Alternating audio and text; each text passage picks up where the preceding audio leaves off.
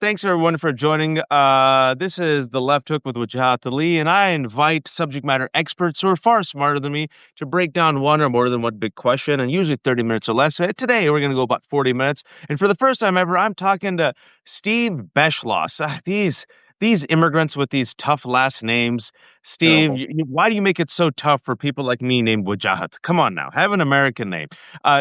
Steven, you love him. Steven is the host, the editor of the best-selling Substack newsletter, America, America. If you're not subscribing to it, you must. Steve is a writer. He's a journalist, deeply concerned about our freedoms, our liberties, our democracy, and has really astute essays about the big picture about where we are and where we're going. And in particular, with this framing, Stephen, you wrote this piece about Republicans revealing the worst selves, right? Their worst selves. And I would also say, Stephen, if we're thinking about big picture, revealing the worst selves of America, right? Mm. And there was something I was having a conversation about 2 days ago with an individual who I'm forgetting. We do a bunch of these, but I said something about Joe Biden and what Joe Biden used to say, and you hear politicians say this all the time: America's better than this.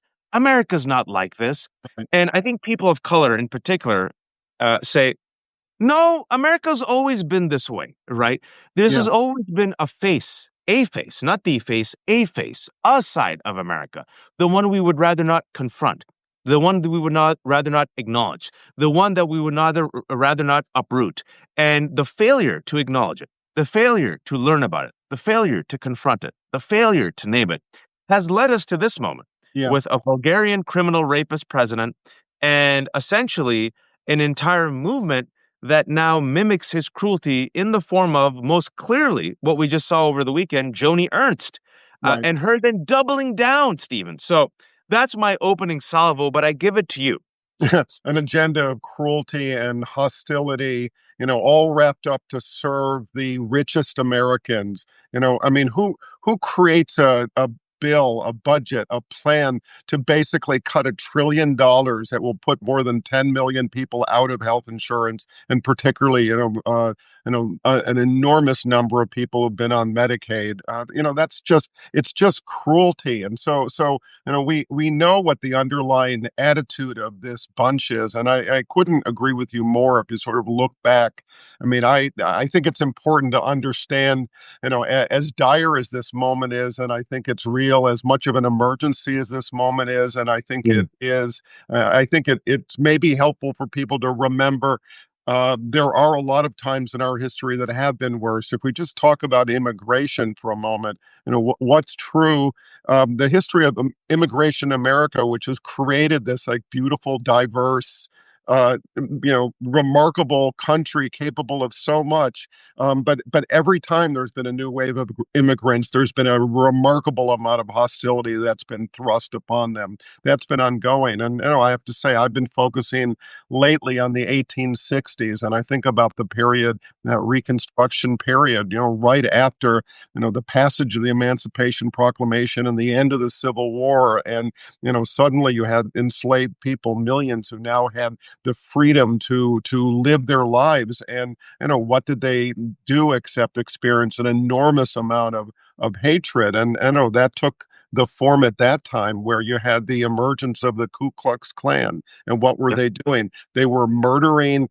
new black legislators. They were murdering black voters. They were creating terror throughout the country with the idea of trying to discourage, the development of this whole class of people who, deserve to participate in the American project. So this has been ongoing for a long time. And so, it doesn't change the seriousness of this moment, but I think it might help people to remember, there have been good and great Americans who have lived through tough times before. So, that, for me anyway, it gives me strength.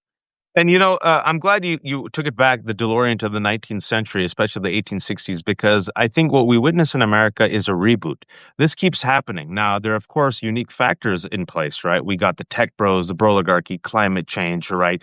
AI, which basically what I say accelerates what we've witnessed as the twin sins of America, greed and racism, and puts it on a steroid course towards Mm. self-destruction, right? But 1860s, right? So let's connect the dots because I think it's all connected, folks, and it's connected to white supremacy and greed and racism.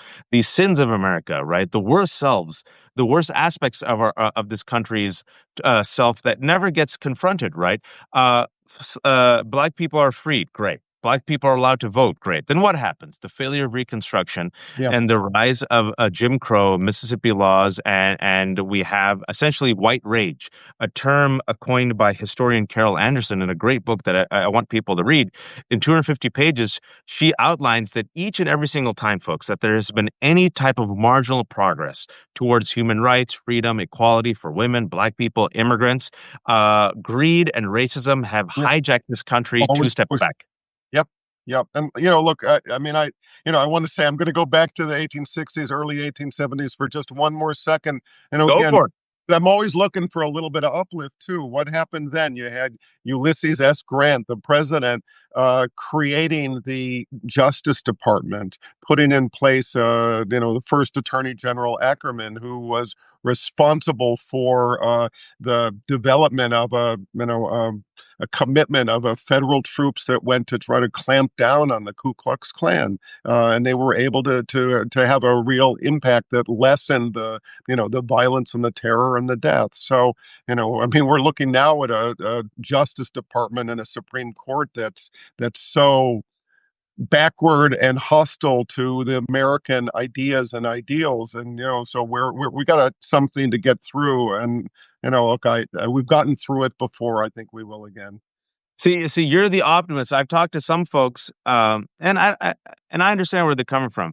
And it isn't just people of color. Some folks are like, "Nope, America's toast." We have the world, like, because the worst selves were finally revealed in all its true glory in such a way, and with the confluence of forces that have come to this moment where the post World War II order is collapsing. We have climate change. We have the refugee crisis, which is going to get worse thanks to climate change. Yes. You see a global backlash to diversity, equity, inclusivity. The far right is increasing. In the 1860s, they had their own version. I've talked to historians. They said they had their own version of myths, conspiracy theories, and disinformation. Right? It's very similar. It's remarkable, right? Where you talk to some of these folks who are living in the South, they literally live like you would ask them, and it's like Earth 3 compared to everyone else. But now, Stephen, everything, and I go back to this, it's supercharged. It's on steroids, where 80% of Republican voters think that Donald Trump won the election that he lost. And as of this recording, a quarter, Stephen, a quarter of Republican voters are now vaccine hesitant, which Yeah. has led to the reemergence of measles, which Yeah. is preventable. I mean, like, Yeah. this is like, it's like, I feel like we're living in a biblical story, which if you've read the Quran or the Old Testament, the stories are the same. I don't know if you, Steve, just again, for storytelling purposes, right? I keep thinking about the story of Noah just for symbolic reasons. Like, I keep thinking, like, read those stories, like, surely people can be that stupid. Like, surely they see this guy. Okay, suppose you see this guy saying there's going to be a flood. He's crazy. And then you see all these animals on the ark. All right, this is weird. And then you're part of this flood, and now the water's up to your knees, and Noah's like, hey, get on the ship. And you're like, I'm good. I'm going to Yeah. stay on the Well, shore. now people still like, even then, normalcy bias, right? Like, oh, it's not going to be that bad. Oh, the crisis is really not something that we need to worry about. Here we are. And then we had COVID. And then, Stephen, we had COVID. And I saw it in real time. I Yeah. saw a modern day plague. And as people were dying of COVID, if you all recall, 5 years ago, and as the nurses were risking their lives before the vaccine trying to save them, they said, you're lying. Why are you lying to me? You're part of the deep state. And they died. Yeah. Yeah. I mean, I know, obviously, I'm sure you do too, people who've lost their lives, and healthcare workers who said, this is some kind of a conspiracy. I mean, so it's not, like one group, a small group of people that by themselves have pushed these lies, but, the remarkable achievement, I mean, I have to put it that way, of Trump and his sycophants to be able to convince people that the truth is not the truth, and and they've done it methodically, systematically, aggressively, with utter hostility. And look, there's a long history in America of people voting against their own best interests, right? I mean, I always sort of make the more kind of contemporary linkages to Ronald Reagan and the 9 words that are the most dangerous words in the English language. I'm from the government and I'm here to help you. Right. Well, I'm that's really happy. Anytime I can get anyone to shit on Reagan's legacy, I'm here for it, Stephen. Because I was talking to someone yesterday. I was talking to Brian Karem, a veteran White House reporter, and we expand on this for just a bit. How so much of this. I mean, Reagan wasn't this bad, and let's be honest. If Reagan was running right now, Republicans would reject him for being woke because he mentioned yeah, amnesty and it was yeah, global. But not can you to mention talk to us? Go ahead. Go ahead. Sorry. using Russia and the Russians. He would have stood up to Putin for God's sake. But please But go on. can you take us back to, let's go back 45 years, because I don't think people realize the seeds of what we're witnessing right now was really supercharged in the Reagan era. Well, I mean, look, I think the thing is that he created this context of wanting to decrease the pressure on the richest Americans, right? To cut taxes. That was part of his thing, and to focus on serving the richest Americans. And I think that you can pretty much from the 1980s sort of forward to be able to look at the rise of income inequality in the country. I mean, his hostility to labor unions, which have been the critical thing that has, in essence, helped to create the middle class and to create higher incomes and more protections for working people. And he step by step was destroying, dismantling the nation's commitment to those things. So I mean, between the attacks on workers, and then people remember it maybe from the attacks on air traffic controllers in particular during that time. But I think it's this general commitment to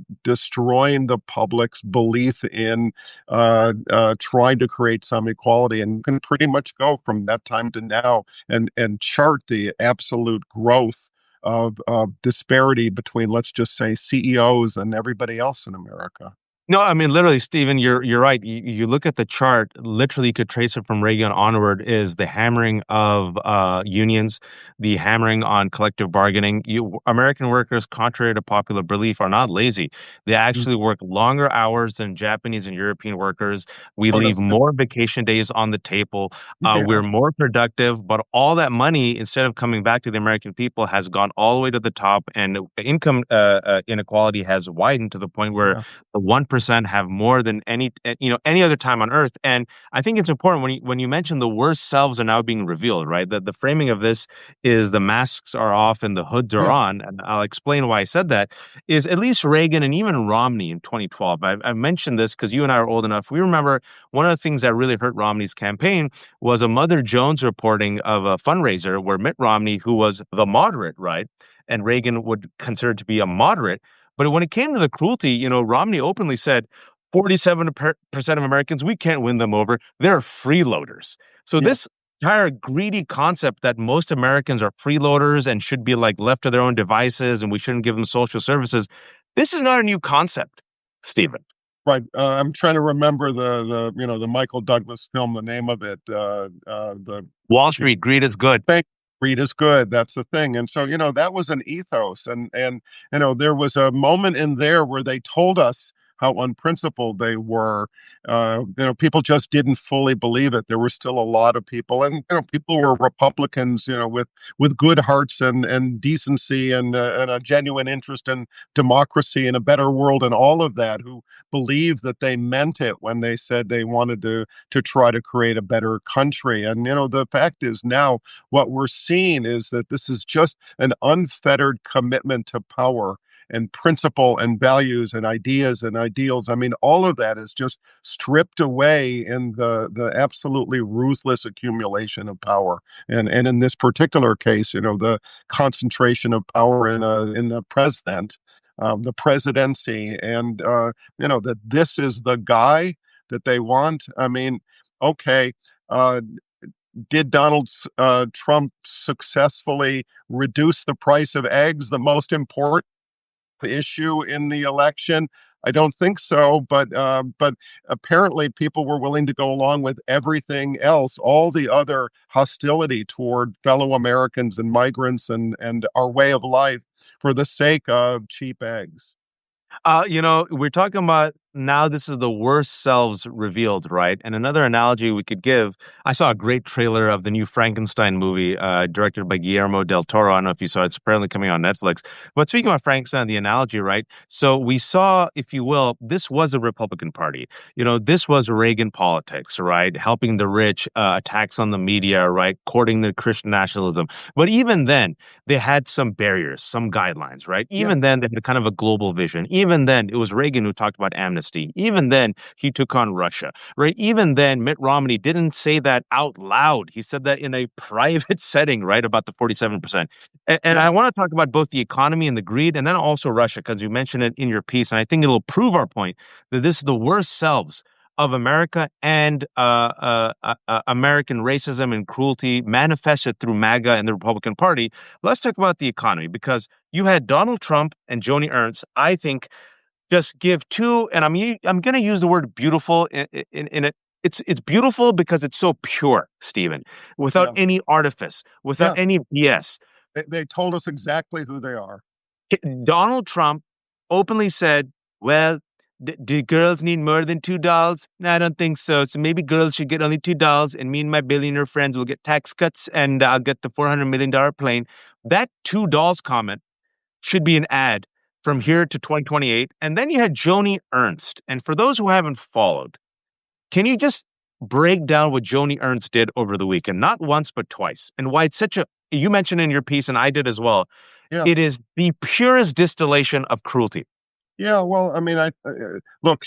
Somebody in her audience, one of her constituents, in an Iowa town hall, expressed her fear that because of these Medicaid cuts, a lot of people are going to die. And her response was, "Well, we're all going to die," and that was awful. Without exaggeration, Stephen quoted her, folks. That's an exact quote. Yeah, well, we all are going to die. That's it. That's what she said, and that was bad enough. But then, was it a day later, maybe 2 days Next later? day. Next day at the cemetery. She had a chance to reflect on what she said and what she did and what she thought and her relationship with her constituents. So she goes to a cemetery and she doubles down by this pretend apology, with the sort of the payoff that, like, well, it's too bad that my constituents didn't grasp the truth that we're all going to die. And I guess I need to tell them, or I may have to tell them about the tooth fairy too. And then followed up, well, if they really want everlasting life, I want them to embrace my Lord and Savior, Jesus Christ. Perhaps, perhaps somewhere in her increasingly depraved and twisted thinking, she thought that was funny. Maybe, but we've seen how Trump is used again and again. Like, I was kidding, it was a joke, I didn't really mean it. All of this sort of thing, and none of this is a joke with these people. I think it's utterly serious, and she had a chance to actually do the right thing, do the most basic human decent thing, which is to say, I'm sorry, and if it hurts people, I understand. And besides that, I don't want to see people dying because they've lost their health care coverage. Or So Medicaid in food and I think you said it right. Back in the day, we're old enough with our gray hair that either Democrat or Republican, when they would have a gaffe like that, they'd spend the next day, doing a PR crisis. I apologize. What I really meant was this. Or you say they spun my words. That's just not what I like, mentioned. She sorry, doubled down and trolled. She literally trolled everyone with a glee. Like that was a troll video. yeah, And because, apologizing is seen as weakness. yeah, Kindness is seen as weakness. All you have to do is own the libs. And that is a trait they've taken from Donald Trump, yeah, who took that trait from the worst person, one of the worst people of the 20th century, Roy Cohn, never ever apologize. yeah, Apologizing is seen as weakness, Stephen. So it's literally the worst aspect of humanity being revealed right now. yeah. Sociopathy. So this idea that right, saying you're sorry is weakness. Whatever you said, whatever you did, never apologize. That there is no, in this world, there is nothing that you do that you should be ashamed of. And what has it done? It's empowered their worst impulses and convinced them that that is the path to power. And look, it has worked for Donald Trump. The shocking thing is that you have what used to be at least some small portion of the Republican Party that would oppose it. Instead, you have them lockstep, a Republican cult that goes along with this and is emulating this. And, it's a danger now. It's going to be a danger for a lot longer than I hoped it would. If I go back to 2016, I was hopeful that what we were looking at was the last gasp of a dying breed, right? Yeah. Worst among us. They needed to still try to grasp for power, and they were going to do it in the worst ways that they could. Let's think of the surviving Confederates and the 1860s and the 1870s, who said, I'm going to, sort of grab it back. I'm not going to say I'm sorry. I'm not going to say we did the wrong thing. And I'm still going to cling to this idea that the South will rise again. And here we are now with these people who seem to think this is their path to, a long-term future. And I think the work, of everyone who's listening, the work of you and me and independent media and everyone who cares about the survival of America and democracy and equality and justice and basic laws of human decency is to make sure that they know and that in truth, this is not something that's going to endure and that we're going to see our way through it. Speaking about the worst selves, you and I are old enough to remember Mitt Romney was the presidential candidate in 2012. John McCain was presidential candidate in 2008. I disagree with them. I didn't vote for them, obviously. But, when it came to In the Democratic project. Russia, McCain and Romney and Reagan folks realized that Russia, and specifically Vladimir Putin, is not a friend of America. Vladimir Putin is a friend of Vladimir Putin and the oligarchy. Vladimir Putin said that the worst thing that has ever happened in his lifetime was the collapse of the USSR, and that his dream and goal was to make Russia great again. And just to show you how far we've come, that I mean, Reagan must be turning over in his grave and speaking Russian right now. You mentioned this in your piece about Donald Trump praising Putin. Talk to us, because people have, as Gore Vidal said, we live in the United States of amnesia. And because Donald Trump has so dominated the conversation over the past 10 years, people might forget that Russia was kind of like bipartisan. Like, we were like, yeah, Russia is a threat. Putin, bad. But things have become so extreme that now the entire Republican Party is pro Putin, Stephen. Yeah, and look, I mean, that's been true for a while. This is not just lately. I mean, there's been a lot of pressure to go that way with all of the hosts on Fox, quote unquote, news. That's been a real negative force, obviously, in all kinds of ways, but including supporting Putin and being hostile toward Joe Biden, and in various cases, actually sort of siding with Putin over Biden, that give permission to viewers to sort of believe the same way. And look, I mean, if you go back again to 2016, 2017, in those years, it was clear that Donald Trump was committed to betraying America to serve Putin. And his story goes back at least 1980 when he visited Moscow, and he began to get an enormous amount of money from the Russians that used his buildings to be able to do to launder money and so forth. So Deutsche Bank. there's been a whole history of his involvement with Russia, even though he's minimized, what he knows and what he did and how important they have been to them. And look, for me, one of those traumatic, traitorous moments that I won't forget. Like in 2017 when he told Bill O'Reilly, who said, Putin's a killer. Well, we have plenty of our own killers, and we're not so innocent. That is to say, America is not so innocent, which was not per se a defense of America. It was not per se a condemnation of America as much as it was a permission for him to be his worst, most reckless self. And then you go to 2018 when he's in He's in Helsinki, and he had an opportunity in that conversation with Putin, and then before the cameras, to stand by the 17 agencies of the intelligence community in America and say that, Vladimir Putin has been responsible for interfering in our elections. And then instead, he trashed the American intelligence agencies and said, I don't, Putin says he didn't do it. And so why would I disagree with him? And I'm glad you brought those receipts. I was going to bring that up because people forget, right? He has been parroting Putin's talking points to the point where even in this current administration, he has spread Russia's lies and openly told people it was Ukraine that invaded Russia. No, it was Russia in 2014, Crimea, and then Russia has invaded Ukraine, right? So he has sidelined our allies, sidelined the EU, sidelined NATO, mocked NATO, right? Met with Russia to talk about Russia-Ukraine peace in Saudi Arabia without inviting Ukraine. And Yeah. then let's not forget, folks, because we have to keep the receipts because we're dealing with a fire hose of bullshit. When Zelensky was invited to the Oval Office, J.D. Vance and him teamed up like a WWE episode and mocked and ridiculed Zelensky, which only helped Zelensky on the national stage. So, talking about the worst selves being revealed, we're Mhm. seeing a complete dismantling of the post-World War II order, Yeah. where the United States, under this current MAGA and Republican leadership, are going against the EU, going against Canada, going against Panama, going against Mexico, going against Ukraine, going against our allies, right? All Starting of a trade all of war. our friends built over decades and decades.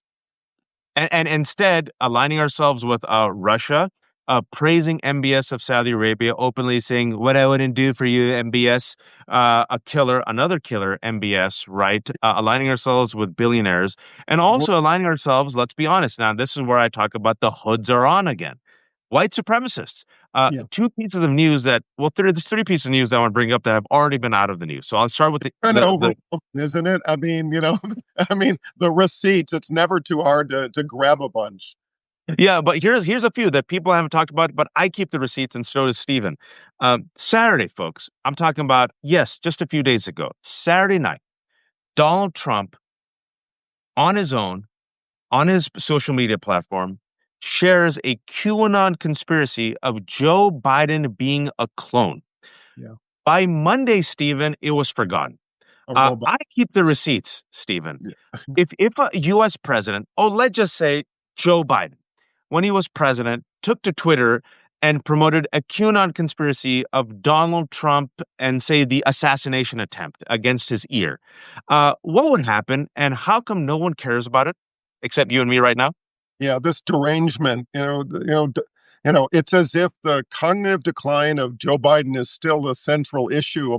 Some of our peers in the media world still seem to think that that's what we ought to be talking about. This remarkable ability. I mean, and we should call it what it is. This remarkable ability that Donald Trump has to degrade people's capacity to know what's true and false and what's right and wrong over and over again. And because it comes out with such extreme form and a flood of such intensity, people are overwhelmed by it, and the result of it is, I think, is that it causes people just not to take it seriously. And look, it's telling us a lot. It's telling us about his cognitive decline. It's telling us about his derangement. It's telling us about his effort to try to untether people from factual reality. And right now, I mean, I think the effort that we all have to do, those of us who are still clinging to a world of factual reality, is to remember, what it is that's true and what it is that's false, what it is that's right and what's wrong, what it is that's normal and what it is that's batshit crazy. And we have to call it out, right? And the fact that it was completely forgotten, it shows you how it gets normalized, and the Overton window of what is accepted moves further and further to the right. And this both sides analysis is bullshit, right? Because if anyone else had done that, right, it would be nonstop, 24/7, wall-to-wall coverage. We've already forgotten that QAnon, which, by the way, is a radicalizing Mm. force, which, by the way, radicalized Ashley Babbitt, among others, to be a violent insurrectionist. He promoted that conspiracy. And speaking about that, let's just go back 2 weeks in front of the South African president. Another shameful moment that no one's talking about Yeah, is that he the feud. promoted a white supremacist conspiracy about the white genocide, which was pretext to invite 59 white South Afrikaners while literally deporting brown immigrants. And no one's talking about literal white supremacy and conspiracy theories being promoted from the Oval Office by the President of the United States. Well, look, I mean, I'm later today. I'm planning to write about the renaming of naval ships. I'm sure you've seen, That was gonna be up next. That was you gonna know, be up next. Harvey Milk being one of those, but also on that list, there, and it was a increasingly long list, but on that list was Harriet Tubman. Mhm. On that list was, I'm trying to remember the other names right now, but Basically, women, people of color, yeah, black folks. people who have, Ruth Bader Ginsburg. I mean, this is not being hidden. This DEI opposition, this this dismantling of all the protocols and all the systems and all the commitments to, let's call it what it is: diversity, which is good for the country; equity, which is a basic value of America; and inclusion, which has been fundamental to the development and the creation and the development of democracy. And they've worked egregiously to make it an absolute, negative, hostile, bad thing. And look, um, what they're trying to do, I mean, it's not only the sort of opposition to DEI. I think what it also, and maybe most dangerously represents, is this effort to deny, rewrite our history, and There to you go. people that the beautiful things, the courageous actions, the remarkable achievements of people throughout our history, including, gay people, people of color, women, and so forth, that somehow we should discard and dismantle and undermine the meaning of what they've done, as if that isn't the real America. And, Steven and I just sat down, we pressed play, we didn't have any notes, but we tried to our best to connect the dots and bringing things back full circle for the 1,000+ people who are watching us. Welcome. We're going to publish this full conversation later today, so don't worry. There's going to be closed captioning in the transcripts. But those who joined us about midway through, Steven began by taking the DeLorean back to 1860s, right? And I think it's very instructive because with the naming and renaming of these ships, they're going to take away the names of all the people of color, LGBTQ people, black folks. It was the first executive order, if you remember, of the Trump administration to remove all DI programs, right? And guess what they're going to rename them with? Confederate traitors, right? Racist losers who literally committed treason against the United States of America during the Civil War and lost. Whenever people tell me, Stephen, prove to me white privilege exists, I always say there are statues of Robert E. Lee and Jefferson Davis, racist slavers who committed treason, Yeah. who lost the war. That means in order for like me to have a statue, like if or in order for like the rest of us to get a statue, we would have to invent statues. That's just like this is them revealing their true worst selves. They're literally erasing anyone who's a woman, person of color, LGBTQ, all DI hires, and they're saying by virtue of you being a woman, a person of color, or someone who's not a white Christian straight Republican male, you do not belong. You are not worthy of being studied. The people who are worthy of being studied and elevated are the world's worst mediocre white men. And there's no subtlety. And I'm so glad you brought this up. That was going to be my third example. Folks, this trending news as of yesterday and as of today, that Yeah. during Pride Month, they're openly replacing or removing, or some would say canceling, the names of these ships given after, Harvey Milk or Harriet Tubman, and now apparently they're going to replace them with white Confederate traitorous slavers who lost the war. Harriet Tubman is one of the greatest Americans, and her story is such an incredible triumph of courage and conviction.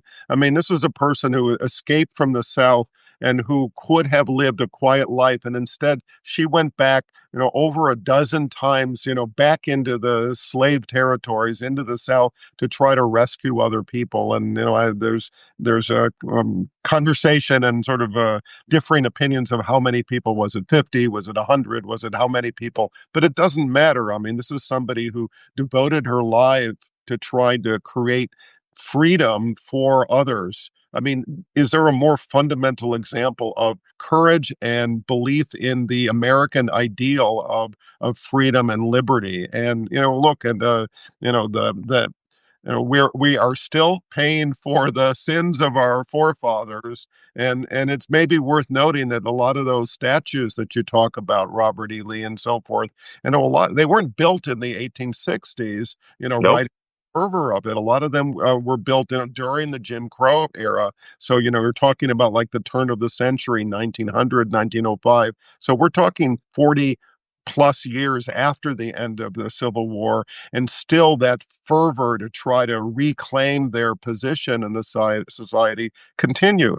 So here we are now. I mean, this is still this minority, this white minority that is doing everything in its power to try to cling to the idea that the America that we should all believe in is their white ruling, nationalist world that is exclusive except for a finite number of people.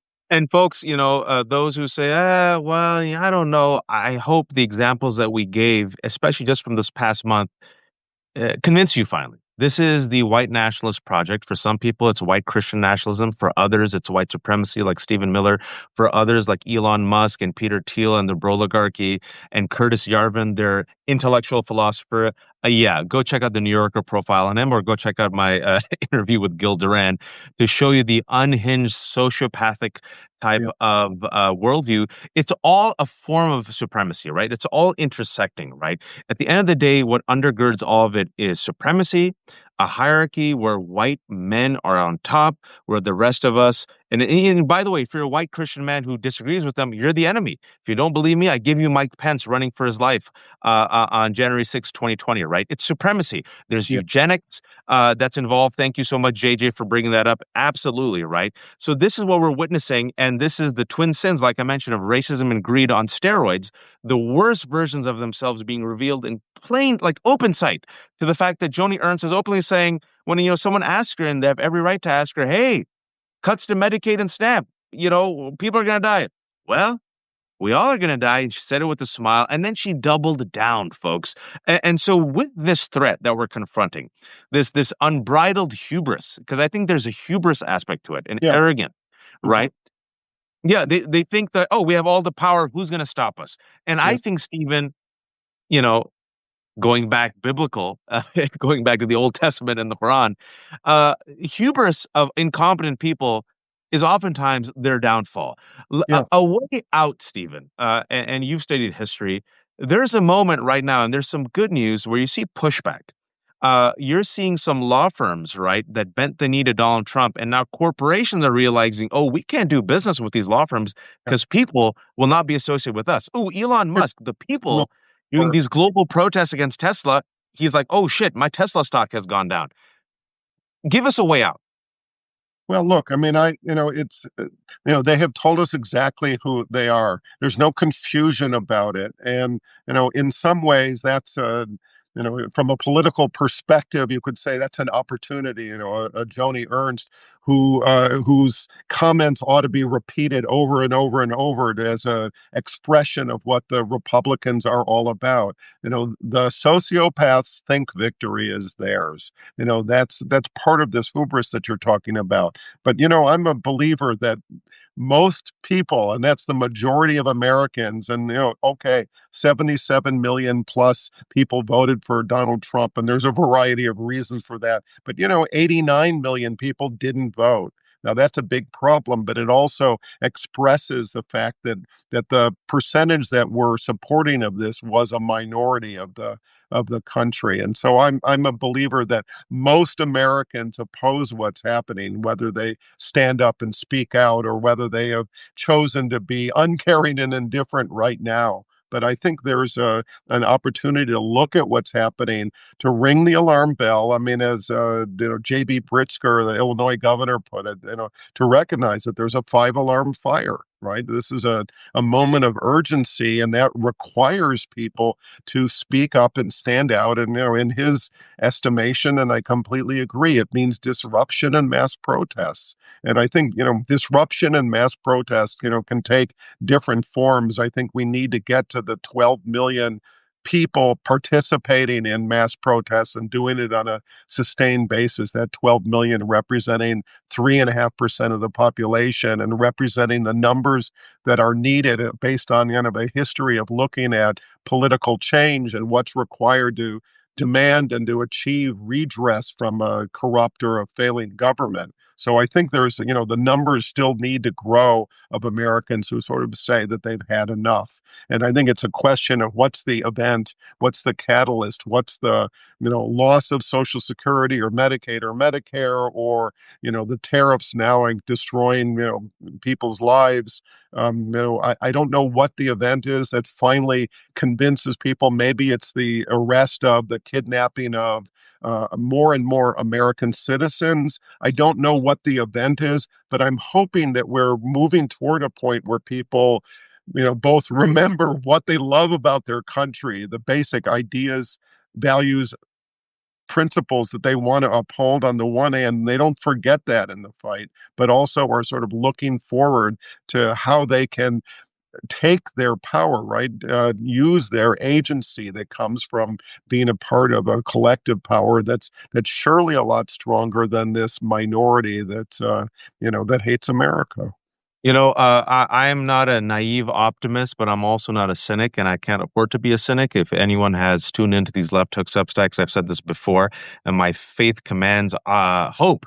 But hope is not just optimism; it's optimism with a plan. It Yeah, requires work, right? As we say, there's a great saying in Islam: "It's have faith in God, but tie your camel first." So you can't just outsource to inshallah. Right. Inshallah, it'll be fine. What do you mean, inshallah? Inshallah, someone will take care of it. No, folks, the Avengers aren't coming to save us. This yeah. is, like you said, We, a we five alarm fire. Everyone has a superpower. Everyone's got to do something. And to leave you on some positive developments, right? Like we said, that pressure has now put these corporations on the back foot. Whereas this week, the Wall Street Journal just said that these corporations now are punishing those law firms that voluntarily bent the knee. I'm a former attorney. I'm still licensed. They didn't have to bend the knee. They chose to, right? And then Elon Musk quasi has left the government, not really, but he had to. Why? Tesla's stock tanked. Why? Because of mass protests, as Stephen was talking about, all around the world, where the brand name Tesla has become toxic. And we got to do the same thing with Palantir. Check out yeah, my video I just did with Matt Binder. Literally, that is Peter Thiel's surveillance company that Donald Trump has just contracted with, which will literally help create a surveillance state. You have to make Palantir toxic. Morgan Stanley does business with Palantir. Microsoft does business with Palantir. They're coming after all of our data to create a mass surveillance state for this fascist regime. And what we also saw was Elon Musk, with all his oligarchy money, spent $20 million in the Wisconsin Supreme Court race. Guess what? That liberal judge won by double digits. Stephen made a good point that these people aren't the majority. He won. Donald won by 1.4 points, barely won. And right now, Donald is underwater. In yeah, 4 months during the honeymoon period, he's underwater across the board. He has the lowest favorability rating of any president in the first 3 months since Donald Trump during the first administration. right. So we have the majority, Stephen, right? We have the majority, but I want to tell folks, anyone who thinks there's going to be a snap of the fingers that 2026, I think, Stephen, and I want you to expand on this. I think this is a long walk, to quote Bruce Springsteen. There's damage is done, folks. Yeah, 300,000 people, they say, might have died already as a result of dismantling U.S. aid. So this, to me, is a long fight and a long walk. And taking that DeLorean to my time, where I remember it was war on terror, 9/11. Those 7 years, mm, America lost its damn mind, Stephen. yeah, But the chaos and pain, and it took 6 years of chaos and pain, the war on terror, the lies, the dead bodies, generations traumatized, the worst economic crisis of my lifetime at that moment, Hurricane Katrina. And then Americans were like, you know what? Let's give this black Muslim named Hussein Obama a shot. yeah. Yeah. I mean, let's look. I mean, it's 17 months or so to the midterm. So, I'm not going to twiddle my thumbs and look forward to that time. There's a lot more damage that can happen on a daily basis between And so, so again, that underscores the need for everyone to do the outreach that you can. Reach out to your elected officials, representatives, anyone you can think of. Reach out to your friends and your neighbors, and remind them about what it is that you love about America, right? The values and principles and ideals that matter to you, so that we don't lose sight of it with people that are interested in destroying our capacity to remember what we care about. So it's a long journey between the midterms, not to mention 2028. But I'm going to share with you that same sort of idea that Obama won. After the point where the country wanted something different. I'm harboring a little sliver of hope right now that 2028 may have us reached a point where people are going to be willing to do something completely different. And Absolutely. let's call it better, right? Who are willing to engage the ideas of candidates that they didn't support before. And I don't know whether that's an AOC or whether it's a Pete Buttigieg, or who are those people that are going to be the ones that rise at that point. But I think that all of the churn of this time, and it's dangerous, and it's a horror, and it's stressful, and it's a source of an enormous distress. And I know despair, surely from some of my subscribers. I'm sure you've seen it with you. Absolutely. Feel like that they can't take it anymore, and they're going to give up, and not engage. And I just hope people don't give up and they stay engaged, because it's the only way we get through this period. And I think people will remember how bad this has been, and I think it Absolutely. context where, again, I'm a hopeful person. I'm an optimistic person by nature, even in the worst times, because the moment, as dark as this moment may be, we are going to see our way through it. And so let's do the work to get there. Yeah, and I have kids, folks, and I always tell people with my co-host Danielle that I might not be alive to see it, but then my kids deserve, and that generation deserves a better future. So Yeah, even though I might not be alive to see it, but if I can do my part and plant the seeds, then the next generation can enjoy the fruits and the shade. And who knows, maybe, Stephen, you never know in life. Maybe we might be lucky and we might even witness it also. But we definitely need something new, and we need to put our pressure not just on corporations and elected officials, but also those people who allegedly represent the people, right? Like if this is the Democratic Party, you need fighters. And I think, like I said before, in my lifetime, I never thought we'd see a black president in my lifetime. And voila, 2008, Barack Hussein Obama. And why? Because of the extreme failures, the lies, yeah, the sociopathy of the Bush administration and the 2008 crisis. And we got Barack Hussein Obama, folks. So you never know. But it requires the work. It requires an informed population. It requires a righteous anger yeah, that it compels people to move towards action. It's going to be a long walk, folks. There's going to be a lot of pain, but inshallah, the pain can bring about something good. I, like you, Stephen, am a hopeful person. I have to be hopeful. Like I said, I have three young kids. They deserve better. And their generation of Americans deserve better. Stephen, a pleasure finally talking to you, sir. I hope we can do this again. Thank you to the 1,300 folks who have tuned in. We'll have this up later today for those who just joined us. We talked about the 1860s. We talked about racism. We talked about white supremacy. We we, took a shit on Reagan. we might have missed a few topics, but I Yeah, think we went there. probably reason again. We ended up on a hopeful note. Folks, Steven Beschloss is the editor of the fantastic America Substack. If you're a subscriber to the Left Hook and you don't subscribe to him, please do. Steven, before I let you go, shamelessly promote yourself. What did I miss? Well, you hit it right on the nose. I mean, it's democracy and politics, and I'm trying to do exactly. It's called America, America, and there's two Americas on that, and the reason is because I want to ring the alarm bell about what problems we're facing and confront those as clearly as I can. But I also want to try to give some hope, and there are days when that's hard to do. But I think it's important to kind of keep that light on that gives us an idea how we keep moving forward. So it's that kind of precarious balance that I'm trying to achieve, in the ongoing work that I'm doing. And look, I mean, like you publish a lot. So do I. I publish 4 times a week and sometimes more than that. And it's, I wouldn't do this if I didn't actually have hope that it makes a difference, that it means something. So, building community and building solidarity. I mean, I think that's at the heart of this time when there's so much effort to disconnect and disempower people. And that's exactly why I joined Substack and started the Left Hook a year ago, Yeah. is to build this community of folks who, at the very least, are against fascism, and at the very least say, you know what, I might disagree with you, but your children and your community deserve to live with security, peace, and freedom. And I will say this, folks, I don't need people to suffer in order to feel great again. Even people who disagree with me, I want them and their children to have health care. I want them to have peace and security. That's the America that my father and mother as immigrants came to, right? That America of dreams and hopes despite all of our problems. And so that's what I'm trying to do at the Left Hook. The Left Hook is a Substack where there are no paywalls. I'm a fool. I've kept everything for free. You pay what you can. I have 3 kids. Steven has bills to pay.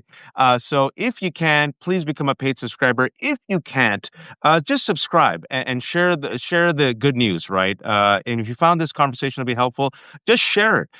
It's going to be up later on Steven's Substack called America America and on the Left Hook. And I also co-host Democracy Ish with Danielle Moody Monday and Friday, 12 p.m. Eastern Time on Danielle Moody's YouTube. Thanks everyone for watching. Please take care of yourself. Please take those much needed rests. This is a long walk and a long fight. Be informed, be kind to each other, and please, oh please, don't be a fascist. Steven, let's talk soon, buddy. Thank you so much. And hey, the last thing, if my subscribers haven't checked out the Left Hook, please do today. Yeah, and vice versa. Subscribe to America America. Steven has great pieces, and the impetus of this was this great essay he came out with 2 days ago, talking about revealing our worst selves, where he kept all the receipts and talked about how this modern era of the Republican Party is literally the supercharged version of conspiracy theories, hate, cruelty, and racism. But folks, we are the majority, and there's more of us than there are of them. So we have to share the better story, rally the masses, and inshallah, win in the long run. Take care, everyone. Pleasure to do it. Take care.